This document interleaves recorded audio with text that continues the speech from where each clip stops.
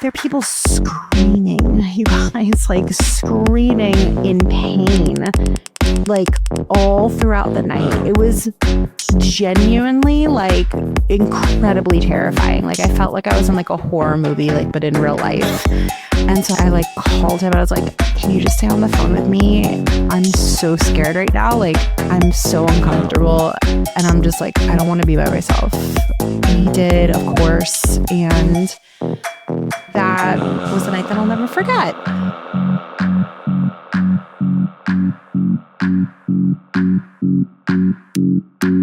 All right, guys, welcome back to the WIIM Podcast. This is Jessy Grossman, your host. I am very excited to be back here with you guys. As always, this is my second recording post-maternity leave. And if you didn't listen to part 1 of my birth story, today is going to be part 2. So you might as well go back and listen to last week's episode. These are incredibly personal to me. In fact, I'm half doing them, I would say mostly doing them, just so I have like a diary of this experience that I can either listen to later or maybe share with my son someday or my stepdaughter, or I don't know, but just like to have. I've been working on a little photo book Paul got me for my first Mother's Day when Mikey was still inside of my belly, and it has like his first this and all his firsts. It's a really cute book, and I went through the whole book the other day and then corresponded specific pictures on my phone that I wanted to print out and include in it, and I just got little photo sleeves for them, and I have like a whole plan. So just putting together and like memorializing this really special time in my life. So I'd say the other reason for me sharing this on the podcast specifically is just to share as much information with you guys as possible. Like I've been doing this podcast now since 2018, I think, because WIIM started in 2017 and we started the podcast like the next year. So it's been a while, and most of you have like listened along the way, and I don't know, just been along for the ride. And if there's anything that's true about like the core of this podcast and sort of the through line of all the different episodes, is that I really just want to get the truth out there. Like I really just want all of us to just be real and straight with each other and candid and honest. So in that spirit, I wanted to share what it's like to go through this, because as I mentioned in part 1, very few women shared openly what their labor experience was like and what the first 3 months were like. Candidly, like I think that's a lot because it's like the most intense thing you'll ever go through, both of those things. And I think just people don't want to scare other women. So like, I don't want to scare other women either, but I went into that wanting to hear what the worst case scenario was and like just know what different directions everything could go in. I felt more comfortable knowing having all the information. I felt more comfortable knowing all the different outcomes and coming into it like mentally prepared. So if you're anything like me and you're interested in having a kid or pregnant currently, or I don't know, maybe down the road, you might one day, sometime have a kid, then I hope that this is helpful, if nothing else, like interesting for you. And if this is totally not your jam, we have so many other episodes all about influencer marketing, but these past couple episodes are all about the women who are leading and kicking ass in influencer marketing. So with that being said, let's jump into part 2 of my birth story. This show is sponsored by Women in Influencer Marketing, better known as WIIM, the best online community for the creator economy. You will meet fellow influencer marketers, you'll meet brands, you'll meet talent agencies to talk shop, get hired, and even find a mentor. When you become a member, do not forget to check out all of our incredible resources. For example, we have dozens of masterclasses from the top voices at TikTok, at YouTube, award-winning agencies, and women who are paving the way for us all. So So if you want the chance to network with a who's who in influencer marketing, check out what it takes to become a member. Make more money and have fun doing it. Visit iamwim.com/join. That's iamwim.com/join today. And I so look forward to seeing you more around the community. All right. So part 2, first of all, if you're watching on YouTube, I look a little crazy. I got zero makeup and my hair is a little frizzy and damp because I actually got to watch it today, which is great, while Mikey was sitting in the baby Bjorn with helium balloons tied to it because he loves balloons. But he totally cried, and at least I got to sort of knock on the glass and try to, I don't know, get him distracted and push the balloons every so often, and he'd quiet down a bit. But I got to take a whole shower. My hair hasn't dried because I've been with him the rest of the day, but that's why I look a little crazy. I'm like not going to sit here and pretend that I'm able to put on makeup like I used to and do my hair, make it look perfect. That would be such a lie. I am not really ever wearing makeup much, maybe once a week if I just want to feel good. When my hair's never done anymore. It's only when I get my extensions redone and they just do it nice for me there. So once a month my hair looks good, but I'm okay with that. So to pick up where I left off in the last episode. So after Mikey was born, we went to a few different sort of recovery areas. One was the recovery room specifically for the cesarean. I think I was the only person there at that time. But you're all cordoned off in different little areas. And yeah, I just remember he was in this little tiny bassinet that they kind of wheel him around with you in the hospital. And it was me, him, and Paul. And that's the only people who are at the hospital.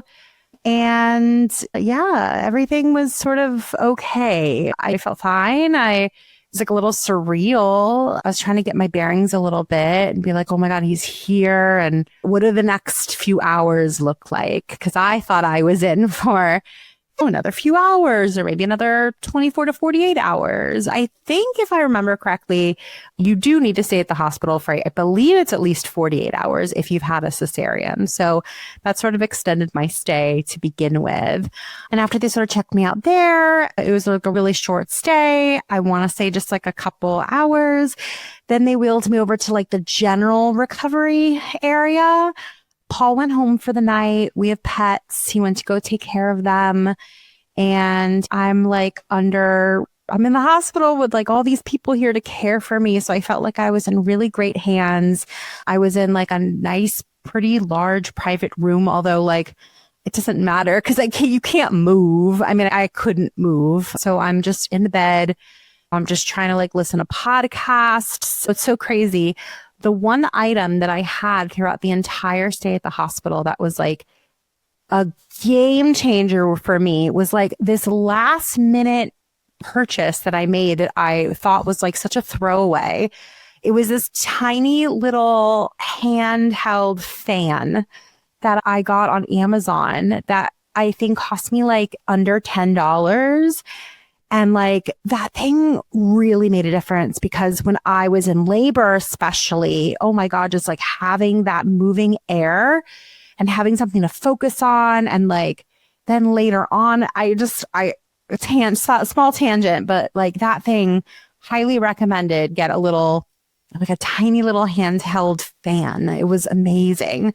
So I was just going to be in that room overnight and taking some pain medication, and they send in people all the time, a little too much into your room to obviously check your stats, but also lactation consultants. I swear to God, it was every 2 or 4 hours, different lactation consultants would come in if you were interested in breastfeeding and would just teach you how to do it, because I had no idea what to do or how to do any of that. So they come in and everybody has a slightly different, fresh perspective on it and will teach you. But it was a lot, just people constantly coming in. I kind of just wanted some peace and quiet and to just heal, right? So Paul goes home. the nurses told me that overnight, I think around like midnight or so, they were going to bring Mikey in so I could feed him overnight, because they keep him, if you ask, which for us I was bedridden and Paul had to go home to take care of the pets. So we asked for him to be in the nursery overnight. And so, but I was like, I would love to feed him. If you could bring him back, I would really love that. And so sort of like in and out of it, out of sleep, as when you're sleeping, they wake you up and they check your temperature. They check your this, they check all sorts of, I'm hooked up to a ton of different machines. And I remember waking up when a nurse came in and like kind of looking at the time and being like, it was like 1 a.m. or something. And I was like, hey, I could have remembered, like I could have misheard the nurses, but I swear they said they were going to come back at midnight with the baby so I could nurse him. And she was like, oh, all right, I'll look into that for you. And then she leaves the room after she does her tests, and I stay up as long as I can. But like, I'm on a lot of medication and my body is a wreck at this point. And so I fall back asleep. And then I wake up a couple hours later when like a new nurse comes in to take my vitals again. And I told her, I was like, hey, like there was a nurse who was supposed to check on my son, because they told me he was going to come in. And like, now I'm just getting really concerned. Like now I'm just like incredibly uncomfortable that like, I was originally doubting myself, but in my mind, I was like, no, I'm just like politely doubting myself, because the truth is like, I know what I heard, which is that they said they would bring him and he's not there and no one's helping me and I'm by myself. And like, this is my son who's like a few hours old, and like my anxiety is like already kind of getting out of control. So she's like, okay, I'll look into it for you. And then she took my temperature and then went to go leave. And I was like, hey, out of curiosity, what was my temperature? And she goes, oh, if it was high, we would tell you. And I was like, that wasn't my question. What was my temperature? And I was like, the reason I ask is because I'm like really cold for some reason. I'm like shivering and I'm just not feeling awesome. Can you get me the blanket that's over there? I pointed over to the side where I brought a blanket from home and highly recommended. It was like really soft and cozy. And she's like, sure. So she brings me the blanket, never tells me my temperature, and leaves again.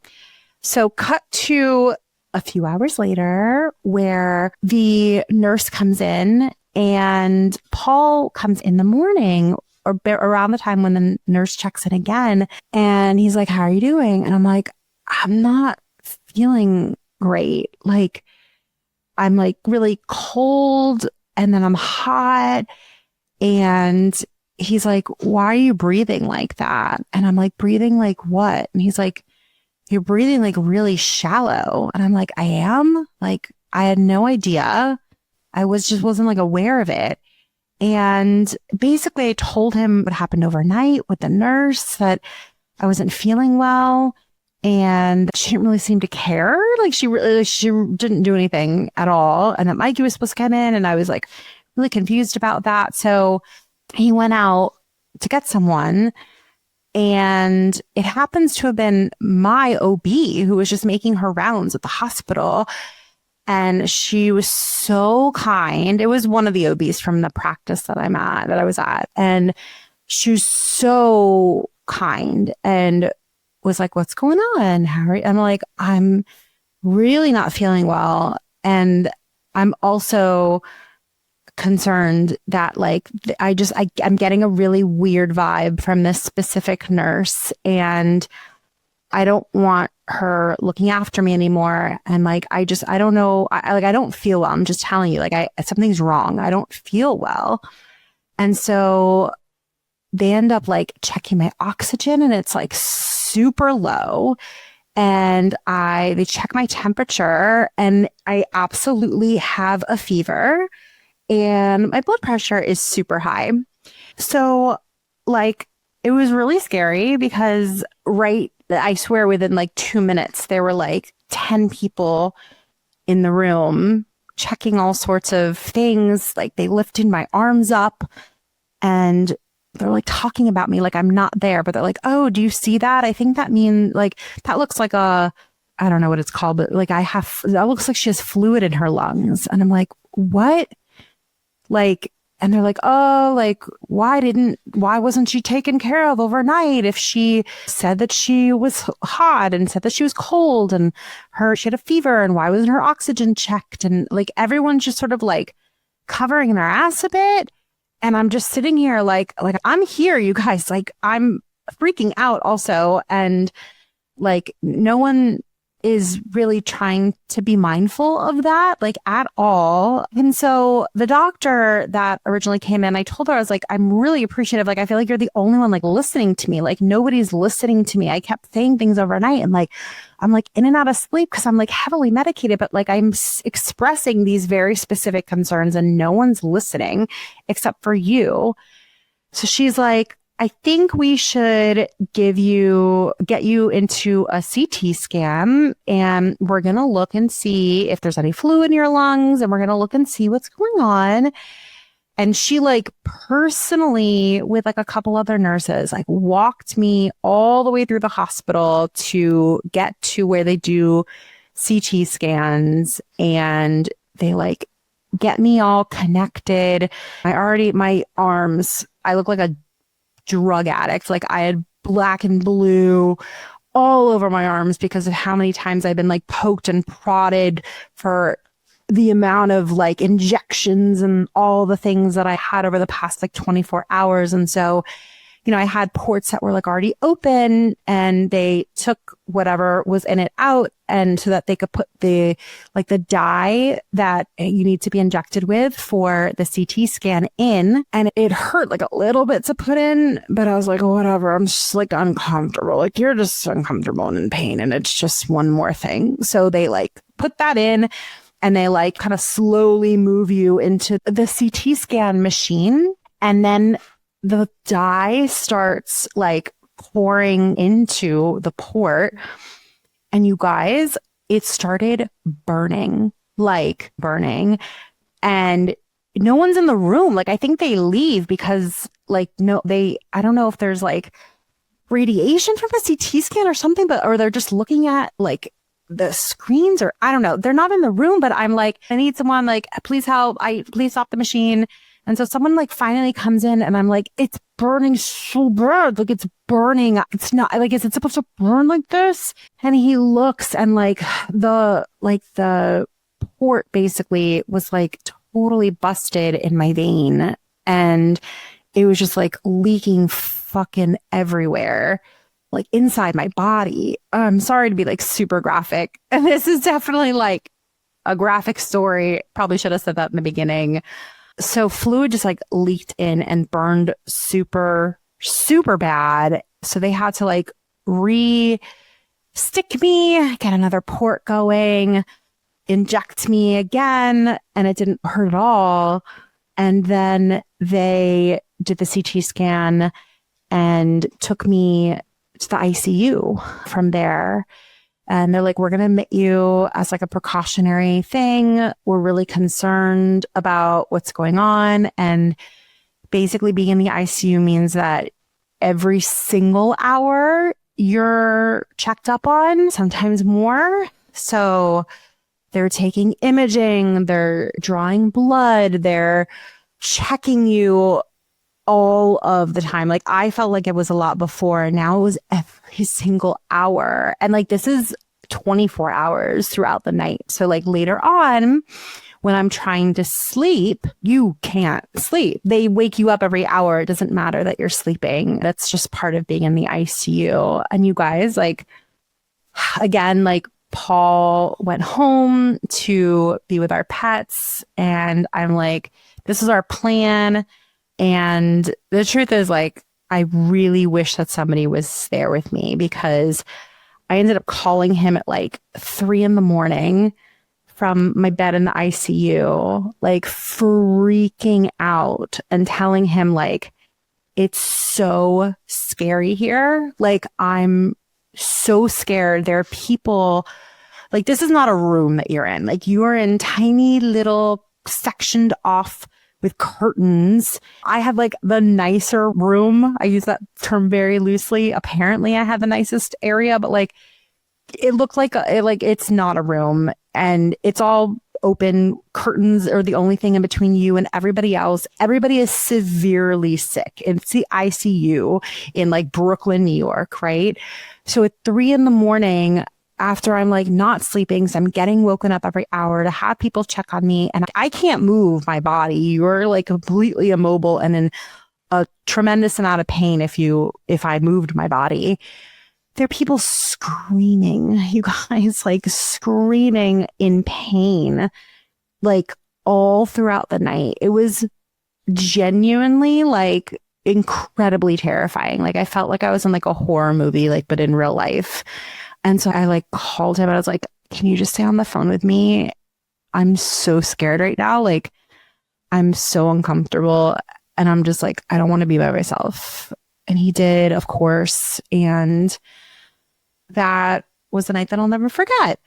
And the next morning, obviously Paul comes, but I could have, I think, theoretically had Mikey come and like visit here and like see him, but I didn't feel comfortable having a tiny newborn in the ICU. I didn't want him to get sick. Obviously, people there are like really sick and there's so much stuff in the air, and he's born in November. So I feel like there's like the flu and obviously COVID. And so it was like 2 nights where like I saw him on FaceTime, like we're in the same building, and I wanted nothing more than to just hold him and like have him on my chest and like do some skin to skin and like just relax with him. And I couldn't, because this whole time, like he's good. He's in the nursery. He's hitting all his little newborn milestones and doing everything and eating and sleeping like a champ. Both of those things like a champ. And I am just a mess. So I missed him so much. It was really terrible. Like going through 9 months of pregnancy, this whole intense labor experience, and then being like taken away. Your baby's like taken away. I mean, I made the decision. I don't even know if they would have allowed it. I think they would have, though, for him to come to the ICU. But I was just like, I don't want him there. I think it's unsafe for him.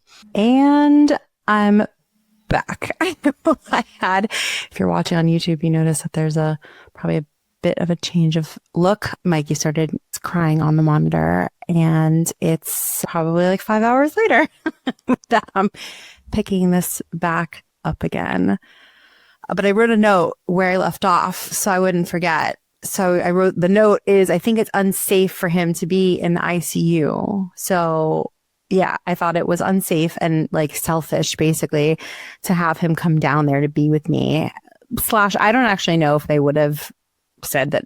We never even asked, really, but I was just pretty definitively set on him not coming down there, which was really heartbreaking for me, obviously, right? Like just to not be with him. Oh my God, it was really difficult. All I wanted to do was like stare at his face and like touch his little feet, and I couldn't do that. So I mean, at that point, yeah, I could barely move. I was getting sponge baths, fun times. There were like physical therapists coming to like teach me how to like walk up and down stairs, to make sure I knew how to use the bathroom. Like this is shit that no one talks about. No one talks about this. Like, fun fact, you know what else no one talks about? The fact that I'm just looking at, I have like a scratch on my face. Must be the baby. Can I cut his nails? You know what no one talks about is the fact that when I finally got discharged from the ICU, I ended up in, I mean, what they say is their nicest room. It was not nice. It was private. So thank God. It was a private room. And I finally get to sleep and it's quiet and I'm out of the ICU. So it's like peaceful for once.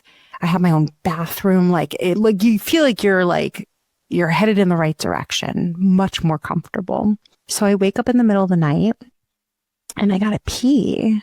No one tells you this, that I get up to pee, which is a whole effort unto itself, it's like you're physically in a lot of pain. It's very hard to move your body. I get up to go pee, and on my way there, like slowly walking over, I pee myself. I pee myself, you guys. No one told me that I was horrified. I was like, oh, what? This is a thing? And like, I'm by myself, and you know how you go into like the old lady bathrooms, like the bathrooms for the old people where they have like the emergency like pull handle. So I'm like, oh my God, I'm going to use the old lady pull handle. And I do. And like someone comes because like the hospital, and that's what they do. And I was like, oh my gosh, like, could you help me change? Like, I'm so embarrassed. This like perfect stranger, like I've got lots of takeaways from this experience, but one of them, hi Jojo, she's coming to visit. Hi Jojo. One of the main takeaways is like nurses in particular, like sure, doctors, like, I don't know, they get the street cred that they deserve, or they get street cred. There's no like lack of that. But when it comes to like nurses, I had one nurse that I didn't like, right? Like the one that I mentioned earlier, who like wasn't listening to me, was like being really weird when I was asking her questions. But every other nurse was like above and beyond, like really warm.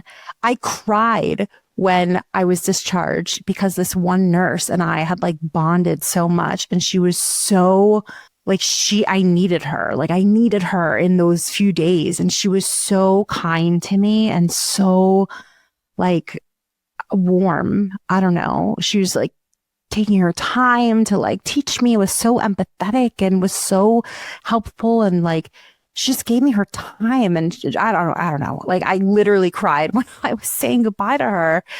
There's very few times in my life that I've done that with a perfect stranger. So just the amount of help and support and like the wonderful like nature of these nurses is incredible. And like really they deserve so much praise for every single thing that they do. So yeah, incontinence is a thing. And then you get home and you are wearing adult diapers for weeks, guys, weeks. No one told me that you wear diapers for weeks.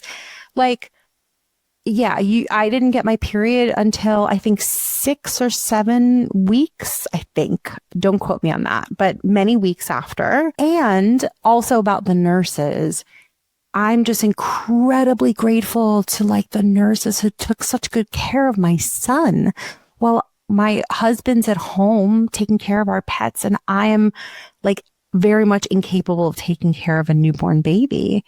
And they're taking care of him. And like, I felt like he was in such good hands. And it was like really sweet because when they would bring him to you, like, I don't know, like they really like, they're very personal. It wasn't just like, oh, here's baby 156892. Like it wasn't like that at all. They were like, oh, Mikey, like, oh, he's doing this or he was doing that. And like, oh, we like Mikey over there. Like, it's just like, it was really above and beyond. It really was above and beyond. So it was, I want to say 6 days that we were in the hospital total. That last day of getting discharged was like torture because we were just waiting and waiting. Like we basically got the go ahead from all the number of people that we needed to get discharged by. And then it was like, oh, there's like this one thing missing. And oh, I'm so sorry. It's taking forever. Like, I don't think we got discharged till like 3 o'clock or something that day. And then we went to go pick up Zoe with him once we got discharged so she could meet her baby brother because I don't know, I never imagined her being at the hospital in the first place. Like certainly like not during my like delivery. I don't know. That's like, do people do that? Like, I don't know if people have their younger kids. Like that seems like actually traumatic to have like a young child in a room where someone's delivering a baby. I'm sure there are plenty of people who do that though. So I would say no judgment, but there's a little bit of judgment. I just think that's crazy. So anyways, Zoe was with her mom for this whole week and we couldn't wait to pick her up to introduce her to her brother. And so I remember us like leaving the hospital and going to pick her up. Obviously, it's like our first car ride. And he was like perfect in the car. Oh, those first few days, he slept like an angel. That didn't last. But on the way to pick her up, it was really wild. Paul's like, oh, look over there. It's Genesis. And Genesis is the name of our fertility clinic. We pass it and it's not like it's like on the way to most things. It was pretty out of the way actually, but it happened to be on the way from the hospital to picking up Zoe, and we passed it and it felt really special to like pass the place that I went to like day in and day out to, oh my God, get poked and prodded and tested and injected and like all these things to get pregnant. It was such a pivotal, huge part of our journey. In fact, I like feel 100% certain that we would not have gotten pregnant without them. It just wasn't in the cards for us to have this happen naturally. We tried. And to pass that building that I was at so frequently and that was so emotional, and have Mikey like sitting right next to me in his little car seat in the car, was like really wild. It was really cool. It was a moment that I definitely will not forget. And so we came home and Zoe's been incredibly sweet with him, like over the top sweet with him since the day she met him. I had like zero expectations about, I want her to be a kid. There's so many people who said to me, oh, it's great. You have a 9-year-old when you're having a baby. Like, oh, it's like a built-in mother's helper. It's like built-in help, this, that, and the other. And I'm like, do you know what 9-year-olds are like? First of all, and second of all, I just want her to be a kid. I'm not having Mikey with any expectation that Zoe is now going to like help out with the baby. Like, sure, there will be moments where I think that like, just as another member of the family, if like I really need something and he needs something and I need to do it for him or what have you, like she'll pitch in, right? But like, there's no expectation that she's going to be like an actual like main caretaker of his, and there's no like expectation there. I just wanted to be a kid. She's 9. She's a child. So my expectations were very low in terms of that, in terms of, you know, how she feels about it. She's been only child for so long. And like my dream, of course, is like that they get along and she really enjoys him. But I really wanted to manage my expectations because I know if that didn't happen, like I didn't want to be incredibly sad about it. So I did. I sort of managed my expectations. I went into it and I wonder if that helped. But she's just like the most amazing child on the face of the planet. And actually, I have to watch my words now because now I have 2 kids. But she's the most amazing 9-year-old on the face of the planet. And she's just so good with him. She's just so special. And she's got like this intuition about babies. I don't know where she gets it from. Like some people just have it. I just didn't have that like at all whatsoever. I didn't grow up around kids or babies at all. So it's been a steep learning curve the last 3 months with Mikey. So from learning what hunger cues look like to the types of cries that they mean different things to how to work out his like stomach issues to we've changed his formula 3 times. Like we've made countless doctor's appointments because, you know, he's got a few things going on. And I started out knowing like zilch about babies at all, like literally knowing nothing about babies. So that is to say that if you are pregnant or thinking about having a kid someday and you're like, well, here's what I felt. I felt like I got to the point in my life where enough shit had happened, like really awful stuff in my life had gone on. And, you know, one of the only really positive things in my life consistently has pretty much been work, my career. It's something that it's like a beacon for me, something that I can focus on and work hard on. And usually I do well at, and it's dove into work for so many years of my life. But then I sort of got to a point in my mid-30s where I finally met someone that I wanted to be the father of my kids. And I also got to the point where I was like, I have really I've lived my personal life, like my single life, my career. I've accomplished so many things that I never thought I would accomplish. And I was like ready for the next life challenge, not work challenge, right? Like life challenge. And that's how I knew I was like wanting to do this and wanting to have a kid. Oh, and plus the fact that I'm a stepmom. So I sort of got to like preview being a parent for 6 years. I've known Zoe. I met her when she was 3. And like, I give her a lot of credit for wanting to have another kid. I mean, I'd give her a significant amount of that credit. I mean, she's amazing. So like, I hope we get 2 amazing kids, but you never know. She's got big shoes to fill. But yeah, I just wanted the next challenge in my life. And so I feel like it's a challenge in a couple different ways. Like one, like I mentioned, I just knew nothing about babies. So it's like the steepest learning curve of anything. And the stakes are so high. And you guys, when like a baby is screaming on the top of their lungs and you're sleep deprived and you've done everything that you can to troubleshoot what's going on. Like you've changed him, you burped him, you fed him, we've done every possible thing and he's still screaming. It is the type of challenge that I've never experienced with anything else in my life. It challenges the core of who you are as a human being.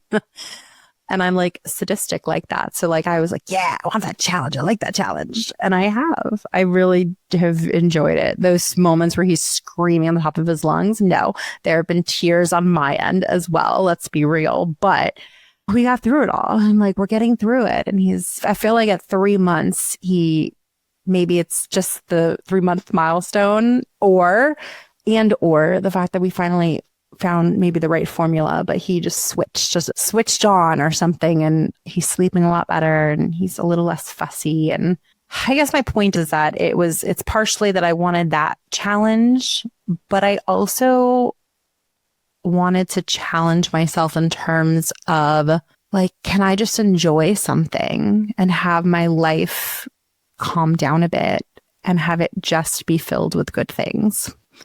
That sounds crazy, even as I say that, and I like put that into the universe. Like, that sounds crazy. Like, why is that a challenge? But for me, it really is, because there's been a lot of quiet moments where I'm in his nursery, which feels like from sun up to sundown. And it's like this very sort of monotonous like cycle of feeding him and burping him and changing him and swaddling him and putting him down and putting him to sleep. And then he sleeps for the littlest bit and then you do it all over again. So there's been like a lot of silence in between the screaming and the crying. But in that silence, I used to be really scared of that silence. I used to be like, the craziest thoughts would go through my mind. Like all the shit in my life would come up basically. And I used to really be like perturbed by silence and always like to have literally like a podcast in the background or music playing or just keeping my mind busy because the silence usually scared me. There's been a lot of that over the past 3 months of the silence, and very certainly lots of just, you kind of evaluate your life. You have like you sit back and you reflect on, for example, the fact that like Mikey doesn't have grandparents in the picture, and a lot of family stuff has come up. Just like sensitive stuff in your heart will come up, or has, at least for me. But the challenge has been to just like let it go and to be like, I wanted this for so long, which is having Mikey in my life, and he's here.